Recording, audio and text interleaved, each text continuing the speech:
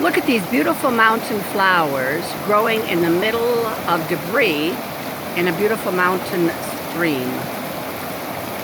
I've often heard the phrase, bloom where you are planted. And I'm thinking that must be what these flowers are doing. But there's a good lesson in here for me to always find and make the best of every situation, even if it's not the ideal place for you at the time. I have to remember that.